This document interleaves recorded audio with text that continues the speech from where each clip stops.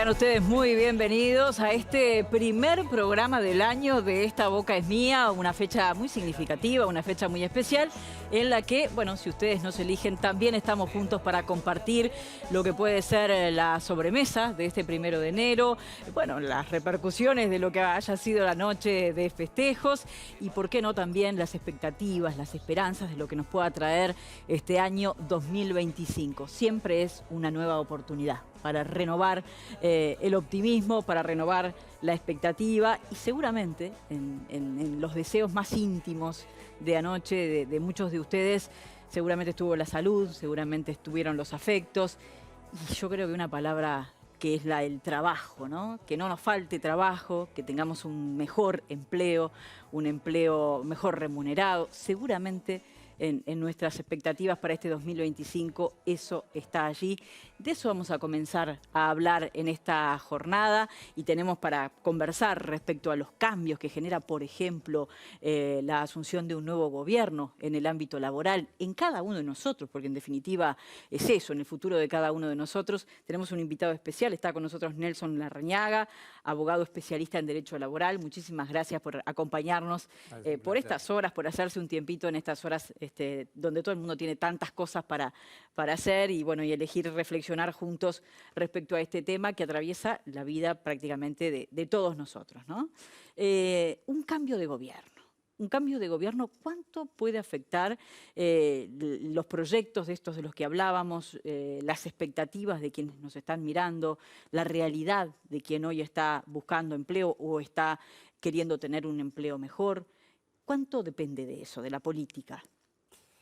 Y depende mucho, porque si uno revisa los programas de gobierno, que justamente antes de venir aquí los revisé nuevamente, hay muchas propuestas sobre el trabajo, sobre los sectores que están rezagados en el trabajo, tanto en remuneración como aquellos que tienen alguna falta de capacidad para emplearse, los jóvenes, si la problemática de los jóvenes no ha sido resuelta, han habido propuestas legislativas y seguimos en la misma. El tema de la empleabilidad de los jóvenes y de ciertos sectores que requieren una mayor formación. Entonces, los partidos políticos en eso coincidieron de que hay que darle un mayor impulso al INEFOP, ¿no? el Instituto Nacional de Empleo y Formación Profesional, porque es el que tiene la llave para detectar cuáles son aquellos sectores en los cuales está en riesgo el puesto de trabajo y cuáles son aquellos sectores que están demandando trabajo. Entonces, esa vamos a decir, conjunción de insumos hace que se pueda elaborar una política pública, ¿verdad? Lo que me llama la atención es que no haya habido en las propuestas, así como hay una propuesta de diálogo de seguridad social, un diálogo sobre el empleo, ¿no? Porque en eso coinciden en ese momento cuando eran partidos políticos individuales de cara a la elección, coinciden todos. Y que el problema es el empleo, el problema de la falta de equidad de género, el acceso a la mujer, a los puestos de trabajo.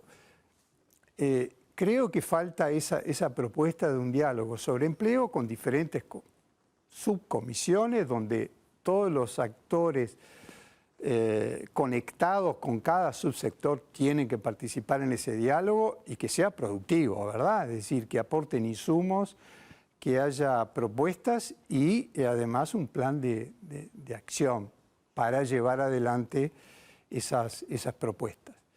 Que en los programas de los partidos políticos está decir, enunciado, pero falta, vamos a decir, ese material necesario para llevarlo a la práctica. Eso en el empleo. Después está el tema de las relaciones laborales en sí mismas, ¿no?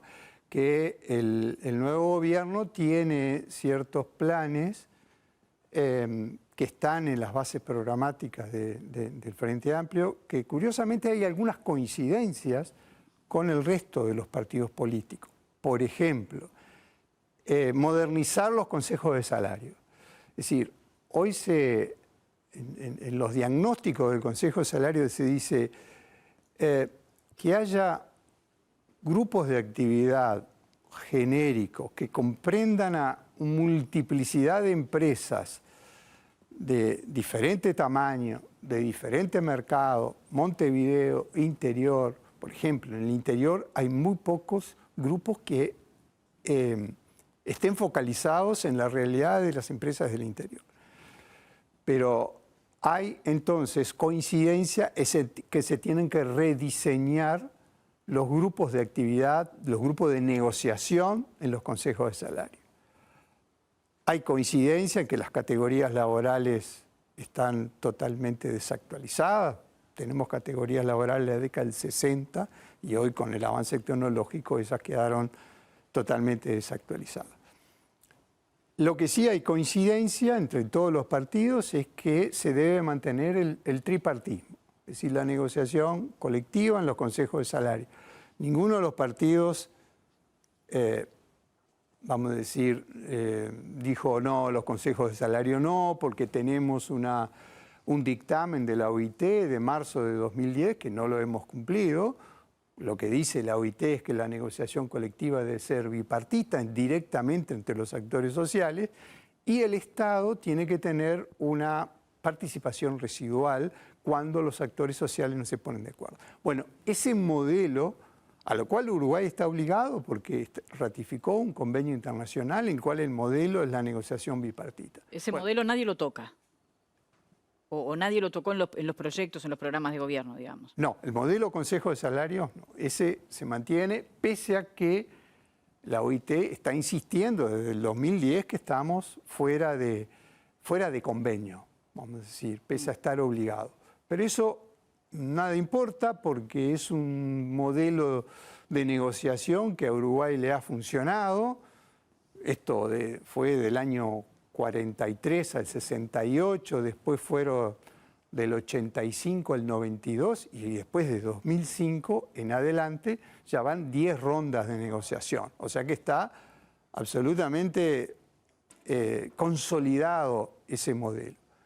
¿Que tiene críticas? Sí, porque el gobierno tiene un rol muy importante en esa negociación colectiva. Porque no olvidemos que el gobierno es un actor político. El gobierno es el que delinea cuáles son los ajustes de salario que van a formar el piso de la negociación. Fija las pautas. Fija las pautas, exactamente. Entonces, eso está enrabado con la política salarial, con la política económica general. Entonces tienen que estar bastante alineada la política salarial. Por eso los gobiernos no quieren abandonar este modelo de Consejo de Salario, porque quieren tener la política salarial bajo control. Sí, la última palabra, digamos. Sí, bueno. Y la primera, porque también están las pautas. El modelo de Consejo de Salarios el gobierno es el que inicia la negociación, los convoca, les dice cuáles son las pautas. Después los actores sociales negocian, pero si no hay acuerdo, el gobierno formula una propuesta y las partes sociales votan. El acuerdo sale por mayoría. ¿Ah? Por ejemplo, ahora en esta negociación en industria frigorífica no hay acuerdo, el gobierno va a presentar una propuesta, no recuerdo si la presentó, pero va a ser acompañada por los empresarios, la negociación terminó en el nivel de los consejos de salario. Bien, ¿Ah? Eso sin duda que tiene mucho que ver también con quién puede ser o quién es el ministro designado. Y en estas últimas horas, en estos últimos días, una vez que se conoce el nombre de Juan Castillo, fueron varias las repercusiones. Un ministro que ya ha tenido reuniones, un futuro ministro que ya ha tenido reuniones a nivel del PIT-CNT, también de la Confederación de Cámaras Empresariales. ¿Cuánto incide en esas pautas, en esa definición final, en esa última palabra? ¿Quién es el ministro? ¿Quién conduce el Ministerio de Trabajo? A ver, como decía yo al inicio, Sí. este es un trabajo de equipo, Ministerio de Trabajo con Ministerio de Economía. Ministerio de Trabajo por sí, ante sí, no tiene ese espacio de libertad para diseñar las pautas salariales. Esto pasó en todos los gobiernos, incluso en el gobierno del Frente Amplio. Siempre el Ministerio de Economía tenía una incidencia muy importante y el Ministerio de Trabajo tenía que negociar con Economía. Y después había un cierto consenso y era lo que después se bajaba en cada mesa de negociación esas pautas salariales. Entonces, ese modelo de Consejo Salario se va a mantener. ¿Qué puede suceder con este gobierno? A mí me preocupa es el tema de la negociación, no solo en Consejo Salario, sino la negociación de los conflictos. Ahí tenemos un debe. Pasó en este último conflicto en la industria frigorífica, los paros sorpresivos. Es decir, hoy en Uruguay está vigente una ley que dice que cada paro tiene que ser anticipado con 7 días. Bueno, esa ley no se aplica. Es una ley 13.720 y no se aplica. ¿Cómo ha sido sustituida esa ley en la práctica? A través de mecanismos de negociación por etapas, ¿no? Compromiso de los actores sociales diciendo, bueno, si hay una situación de conflicto, negociemos primero en forma bipartita. O sea, si es a nivel de la empresa con el sindicato. Si no nos ponemos de acuerdo, se sigue al siguiente nivel, que es ya la rama de actividad, y si no hay acuerdo, hay una tercera etapa, que son los consejos de salarios que tienen una actividad mediadora. Pero mientras transcurre esa negociación, no debería haber medidas. Es decir, como un pacto de no innovar mientras esté la negociación. Bueno, eso no se ha cumplido. Podido, es decir, generar esa cultura, ¿no?, de que en los sindicatos de que no, eso tiene que contenerse, pese a que no existe acuerdo. Entonces, la experiencia a mí me indica que hay que ser paciente en la negociación.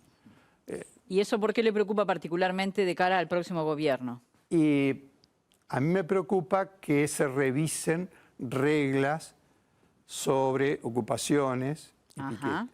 Es decir, que hoy eso, en este periodo de tiempo, con la aprobación en la LUC, se ha respetado en la libertad de trabajo, la libertad de empresa, cosa que en los 15 años anteriores no se había respetado. Es decir, las ocupaciones y los piquetes eran libres, ¿no? Entonces, el Ministerio de Trabajo las toleraba y los actores que querían trabajar, las empresas y los trabajadores que no estaban de acuerdo con el conflicto, tenían que recurrir a la justicia mediante un procedimiento urgente de amparo que demoraba 8 días hábiles. Con las normas que hoy tenemos vigentes, el desalojo es administrativo. En 24 o 48 horas se libera el espacio de trabajo y se puede trabajar. Entonces, la preocupación viene por allí. Sí, allí el ministro designado no ha confirmado ni ha descartado que existan esas modificaciones, ¿no? Todo está a estudio de alguna manera. Está a estudio, pero son normas muy resistidas por el movimiento sindical. Es decir, está ¿Usted entiende que podría ser, digamos que, esperable que esas normas se modifiquen a la luz de este próximo gobierno? Y todo va en la capacidad de resistencia del ministro y el subsecretario en las presiones que haga el movimiento sindical para que esas normas se revisen, ¿no? Pero creo que sería un paso atrás si volvemos a lo que fueron los 15 años del gobierno Frente Amplio, que realmente fue un caos. Fue un caos, porque ocupaciones y piquetes por doquier. Yo hice un estudio de esos 15 años, hubo 24 ocupaciones promedio por año. En el 2018 hubo 36 ocupaciones. Eso es inviable en un esquema de relaciones laborales civilizada, ¿no? Es decir, yo creo que si vamos por un modelo en este nuevo gobierno, del modelo del conflicto, del enfrentamiento, creo que volvemos hacia atrás. Perfecto. Hasta ahí, si le parece, después vamos a volver porque son muchísimos los temas que tienen que ver con el mundo del empleo. Habló incluso de empleos en riesgo, que creo que también es un tema que nos interesa a todos.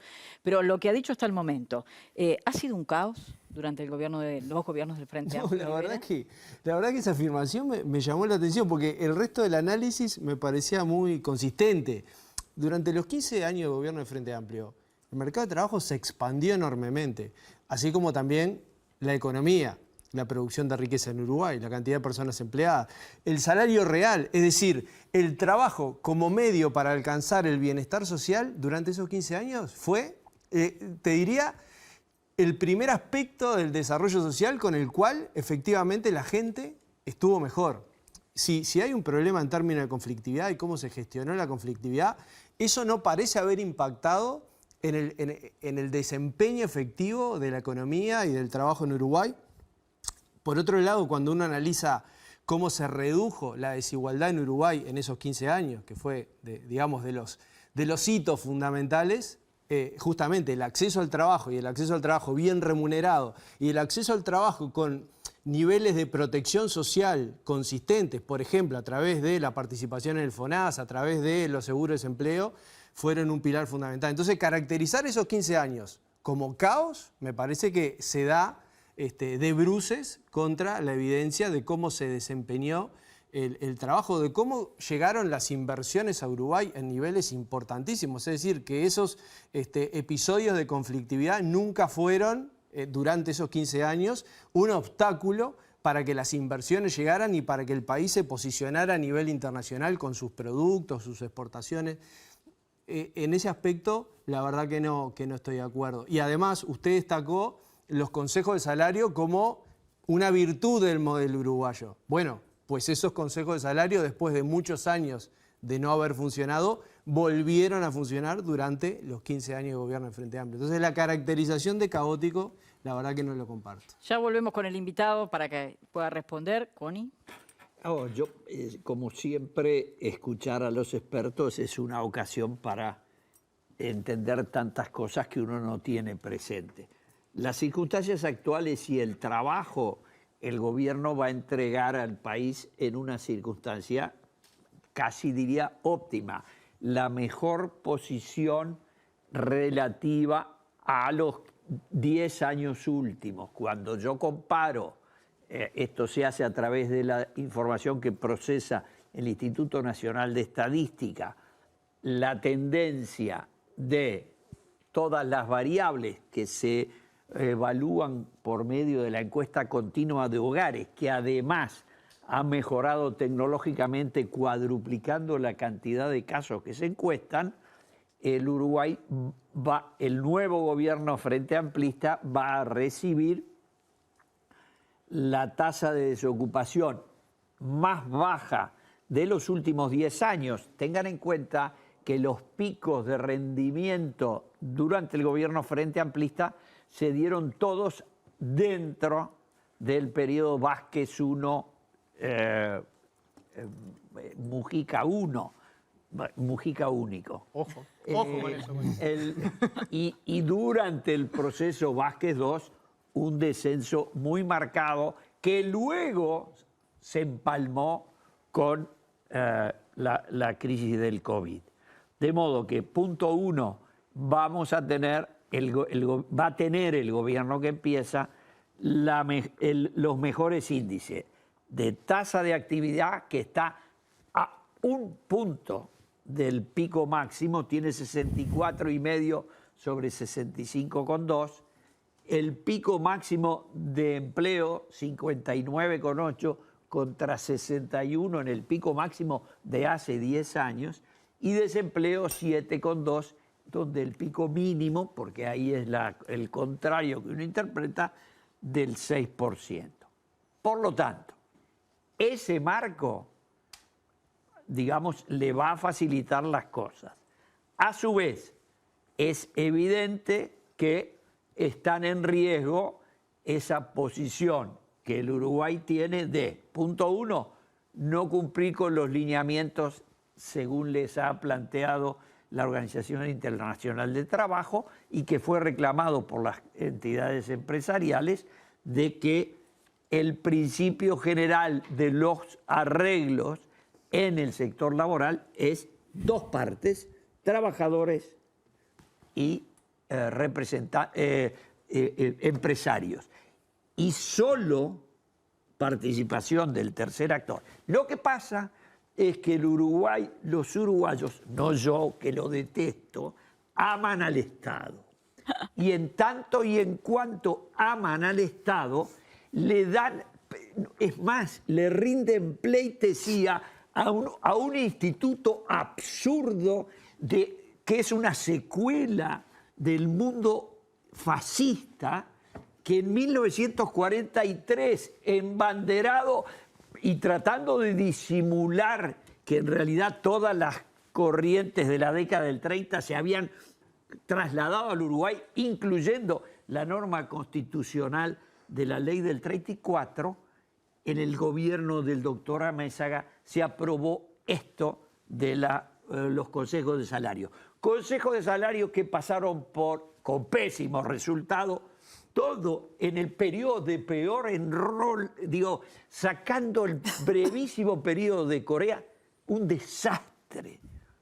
Todos los números muestran que era un desastre, pero además llegaron hasta el año 68 en que el modelo estalló, porque había dos cosas: enrollo en vez de desarrollo, porque la economía uruguaya no crecía, y guerrilla, la combinación óptima. Y eso determinó que además había inflación del 130%, y eso se resolvió por la vía de Copring, que estuvo vigente entre el año 68 y el año que el doctor Sanguinetti, vuelto al gobierno, restableció el sistema. Pero con otro contexto mucho más reciente, lo acaba de decir el invitado, nadie cuestiona.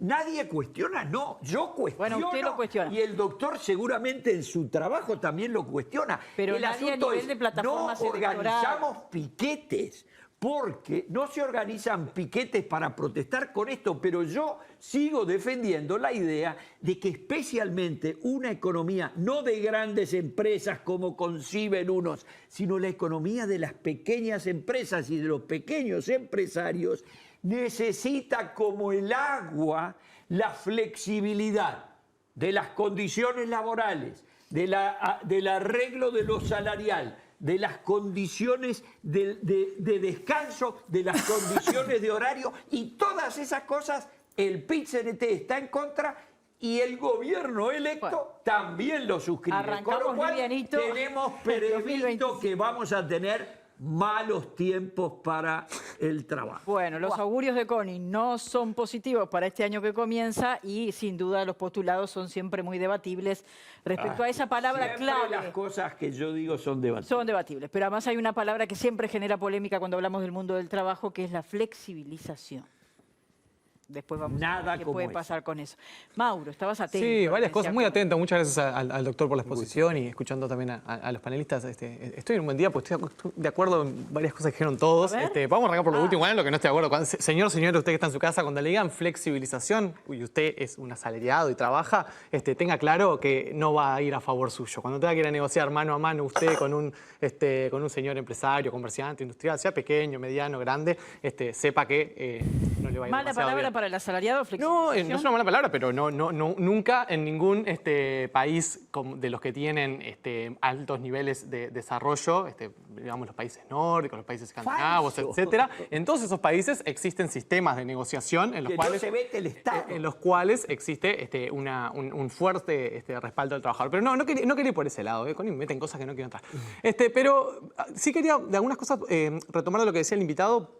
Por un lado, de la campaña electoral, ¿no? que acabamos de terminar, porque este tema es como que el tema del empleo fue como un mar de fondo, me da la sensación. No fue un tema que se discutió explícitamente, no estaba demasiado, no entró demasiado en la agenda pública o en la agenda de los medios de comunicación. Creo que desde los medios no hablamos demasiado de empleo, pero sí creo que fue uno de los aciertos de la campaña de Orsi sobre el final, de la campaña del presidente electo, que logró meter el tema empleo, sobre todo en la cuestión de la calidad del empleo, ¿no? Porque todas las cifras que da Connie las podemos tomar por buenas, más allá de que ha habido algunos debates, digo, pero ha habido debates, ¿no? Otra cosa. Pero pará, te estoy dando favor. No, lo que estoy diciendo es, ha habido algunas discusiones entre economistas del Instituto de Economía de la Universidad, con el INE, por cambios de metodología. Yo no soy experto en eso, doy por buenas las cifras y creo que es una buena noticia que Uruguay en los últimos años ha mejorado el empleo. Es notorio que hay más empleo, al menos ha bajado el desempleo, eso es muy importante, pero creo que hubo una cuestión ahí como del gobierno saliente, como de una sobreconfianza en que eso se iba a reflejar en el respaldo electoral. Y hay que preguntarse por qué entonces en un país que con crecimiento del empleo, con mejor, en el sentido mejores tasas, ¿por qué no se dio ese respaldo después en las urnas, ¿no? Cuando en realidad son siempre los indicadores inflación y desempleo en el mundo, los que hacen economía política saben que son los dos indicadores que correlacionan con las reelecciones, ¿no? Los países en los cuales baja el desempleo, baja la inflación, reeligen los presidentes. No pasó eso en Uruguay, no hay reelección inmediata del presidente, pero no reeligió el gobierno. Y yo ahí tengo una hipótesis o un pensamiento, que es que me parece que, y en esto por supuesto que no le achaco culpas al gobierno saliente, es un tema del modelo de desarrollo del Uruguay, más de fondo.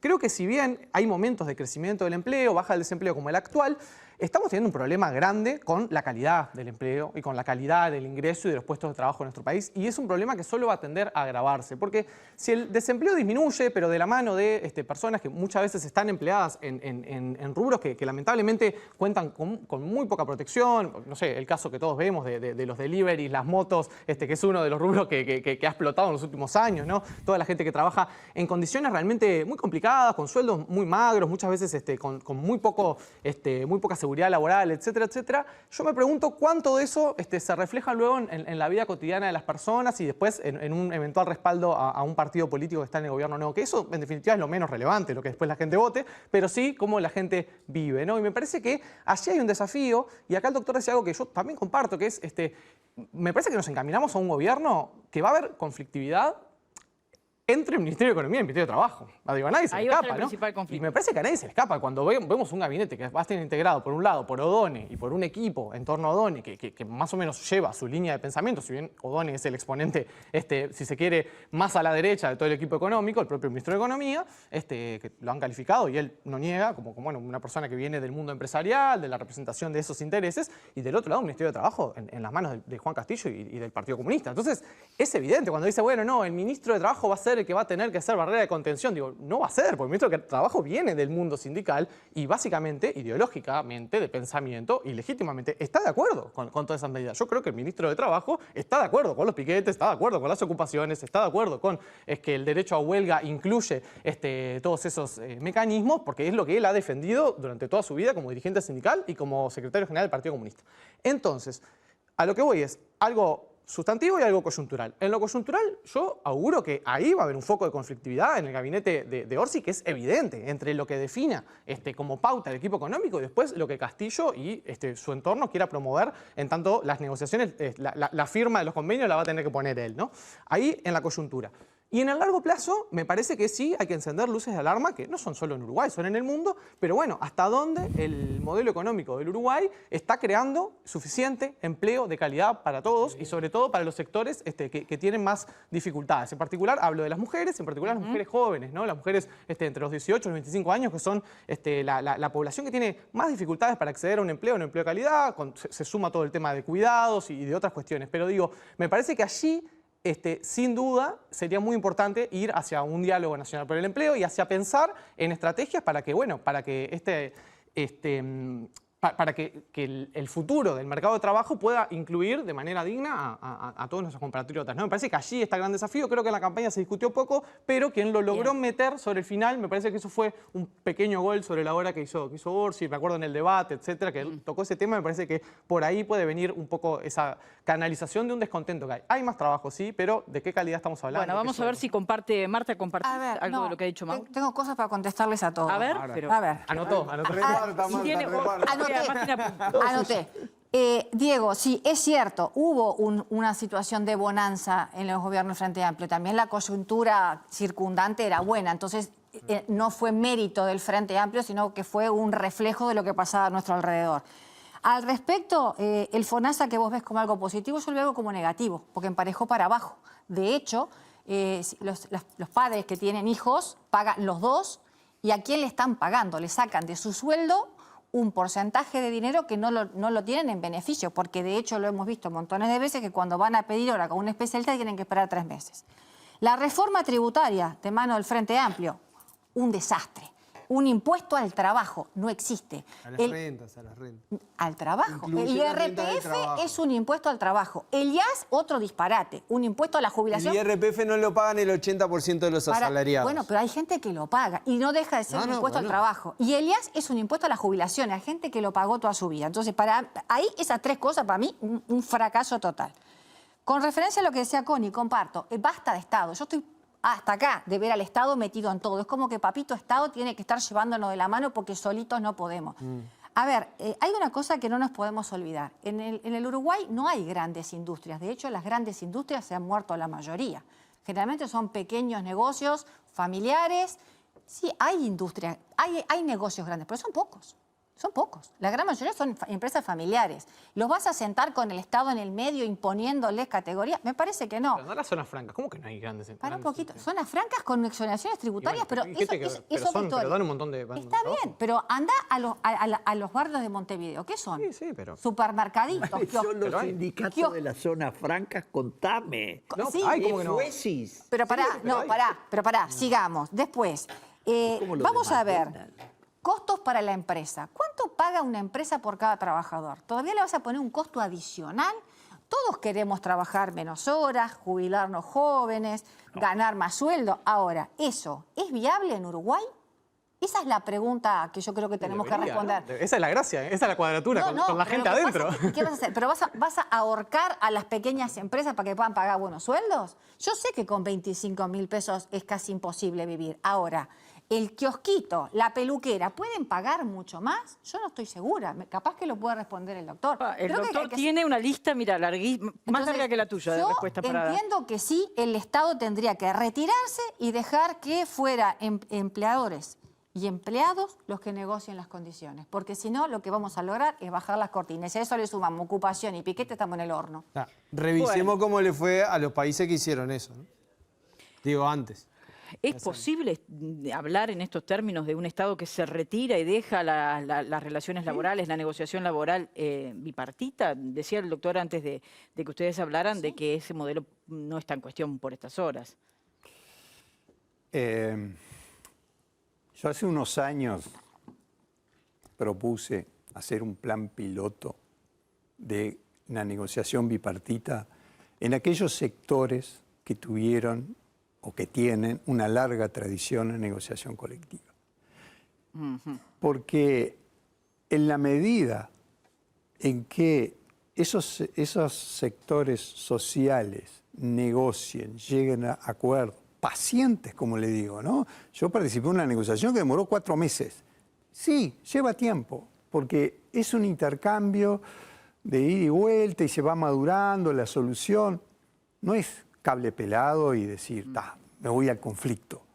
Yo creo que eso falta. Entonces, lo que yo proponía era eso, porque en la medida en que ese modelo sea exitoso, iba a derramar al resto de los Pero sectores. perdónenme la ignorancia, ¿era un ejemplo válido teniendo en cuenta que son aquellos sectores que ya tenían un ejercicio importante de la negociación?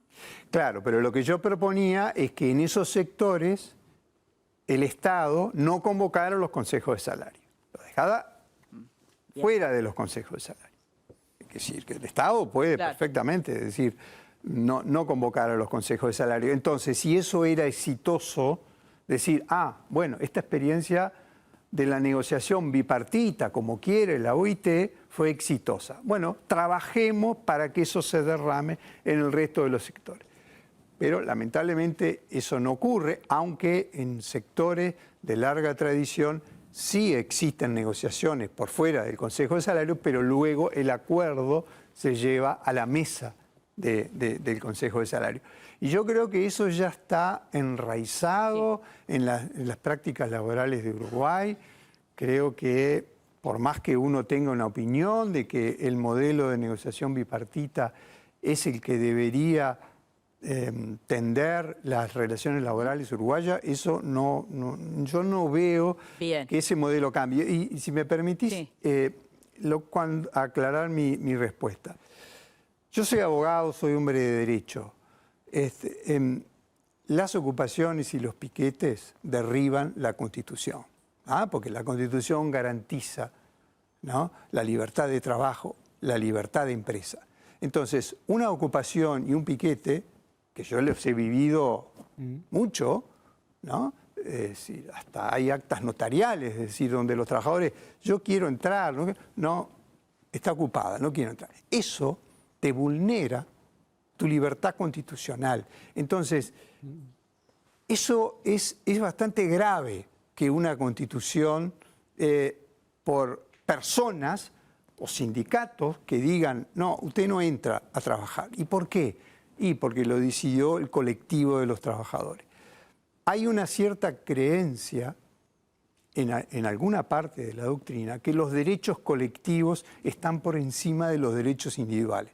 Yo no lo comparto, porque la Constitución no hace una diferencia entre derechos colectivos y derechos individuales. La huelga, por ejemplo, no está por encima de la libertad de trabajo ni de la libertad de empresa.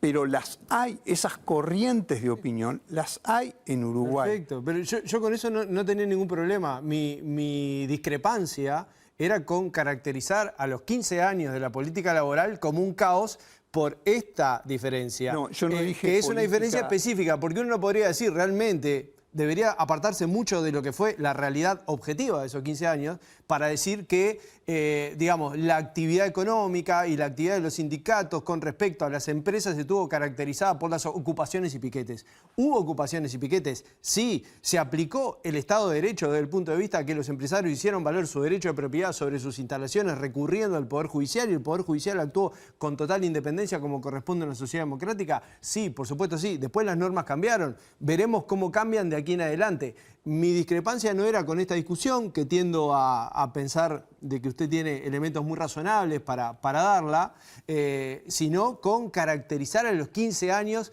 como que esa situación tiñe a todo lo que se hizo durante los 15 años, que la aseveración iba muy en ese sentido y era un poco por lo que me preguntaba Verónica. Mi aseveración era que no estuvieron presentes las garantías de los derechos individuales.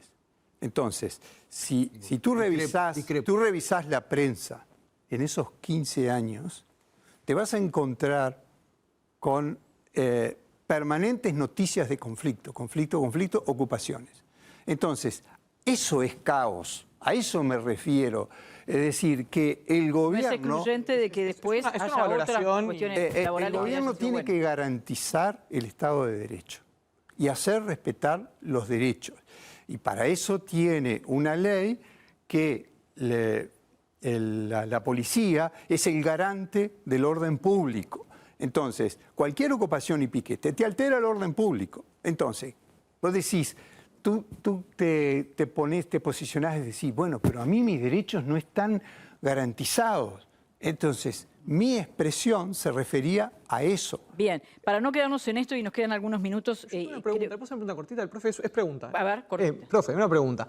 Porque en el argumento que usted hace sobre la negociación tripartita, yo lo que tengo entendido, sin ser experto en la materia, que usted sabe mucho más, es que en la enorme mayoría de los casos se resuelve entre las dos partes y el Poder Ejecutivo, ahora no retengo el dato, pero me acuerdo cuando terminó el gobierno del Frente Amplio, se hablaba de un 80, un 90% de convenios en los cuales se resuelve entre las partes y el Poder Ejecutivo solamente termina refrendando ese acuerdo. Si en la práctica eso funciona de esa manera, ¿por qué sería necesario modificar el sistema cuando en la práctica ya funciona de manera mucho más bipartita que tripartita y el Estado termina siendo más un garante o un árbitro en algunos casos puntuales? ¿Estoy equivocado en eso? No sé los números exactos, pero quizá usted nos puede ilustrar mejor. El tema es allí que el gobierno convoca a los consejos de salario, van todos a negociar. Sí. El gobierno emite sus pautas y se las lleva. La negociación se da entre el Consejo de Salario. Si no avanza la negociación, las partes a veces deciden negociar en forma bipartita, volver a la mesa tripartita, volver a la bipartita y al final puede ser que lleguen a un acuerdo y lo presentan en la mesa. ¿Y eso no es la mayoría de los casos, profe? No es la mayoría. Okay. No es la mayoría. Entonces, Lo que yo proponía es, empecemos por un plan piloto de no convocar a los Sí, consejos. queda claro. Es decir, y eso no ha resultado. Hay como una inercia, es decir, Bien. Consejo de Salario. Queremos siempre. aprovechar su presencia y sobre todo en esta fecha tan particular. Se habló de la calidad del empleo. ¿Cuál es la calidad del empleo que deja, por ejemplo, este gobierno a la luz de los indicadores que manejaba Connie? En realidad, creo que y yo lo dije al principio, falta más empleo y más focalizar la mirada en sectores que no tienen empleo. ¿Cuáles son esos sectores ¿No? más comprometidos? Bueno, los jóvenes. Para mí, los jóvenes, es decir, todas las políticas, leyes, no han dado los resultados, reconocidos por todos, que no han dado resultados. Se le han propuesto exoneraciones y no hubo... Sí, una serie de incentivos a las la empresas. ley de empleo para que tengan- juvenil. Pero el tema es que se ponía demasiada burocracia detrás. Y eso hacía que la ley no fuera vamos a decir, no tuviera ese dinamismo que uno esperaba. Y después, bueno, los discapacitados, mujeres, todos los que están vulnerables. Hay mucho hincapié en las personas liberadas. Sin duda. Hay mucho Sí. hincapié en el empleo de las personas liberadas. Todos los partidos políticos coinciden que ese es un problema. Por eso yo que proponía, digo, bueno, yo mirando todos estos problemas, está bien, la calidad del empleo, ¿cómo la medís? Sí, se mide con el salario, Sí, fundamentalmente. los 25.000 pesistas que son unos 600.000, ¿no? Exacto. Bueno, es decir, ahora, como decía Marta, el tema es si se pueden pagar esos salarios por encima de... El Frente Amplio propone hacer micronegociaciones para las pymes, ¿no? Y establecer salarios mínimos diferenciales para que generen empleo. Porque está bien, no es un salario de calidad, pero es empleo. Y si no se le da esa facilidad, no hay empleo. Entonces, es un difícil equilibrio. Un dilema, claro. ¿No? Sí. Entre- Y allí en ese dilema, ¿el salario conspira contra el empleo? ¿Esa vieja discusión sigue latente? Y bueno, ahí axioma siempre de la hay una ciencia económica. tensión. Exactamente. Y esa tensión, evidentemente, que hay que resolverla con el diálogo social. Porque decir, bueno, a ver, ¿cómo podemos solucionar esto? Probablemente en las pautas salariales esté contemplado eso, ¿no? Esté contemplado. Ha habido experiencias de aumentos de salario por franjas, por ejemplo, ¿no? Mayor porcentaje a las franjas salariales inferiores. Eso ha sido una experiencia. En los gobiernos del Frente Amplio se practicó mucho eso. Bien. ¿Me permitís una Sí. referencia? Porque se dijo como al pasar A ver, que es un estás buscando hace rato ese dato. que es un axioma de la ciencia económica que más salario afecta al empleo. En el 2021 le dieron el Premio Nobel de Economía a David Carr, un economista que hizo un experimento natural, que es una cosa que se hace en ciencias sociales, donde no se puede experimentar, meter a la gente en un laboratorio, y demostró que el incremento del salario mínimo en Estados Unidos no afectaba los niveles de empleo. Digo, sí, si lo llevamos Pero a un es en extremo... Estados Unidos. Perdón, siempre critico. como dijeron que era un axioma es una verdad que no se es aplica en todos los casos. Pero Bueno, pará, en algunos Diego, casos no pero se es en aplica. Estados Unidos. No, y tampoco. A ver, tampoco, Connie, tampoco. Lo vas a hacer calentar a con el 1 de enero, mirá. Siempre explico que no conozco un grupo más machete que el Frente Amplio. Porque cuando dice hemos hecho crecer brutalmente el salario mínimo, lo que hicieron fue jorobar a los que tienen menos calificación en la sociedad y estarían dispuestos a trabajar por menos. Todas las políticas, ¿por qué son machetes? Porque lo fijan, ellos cuando se fueron lo dejaron fijado en 18.900 pesos.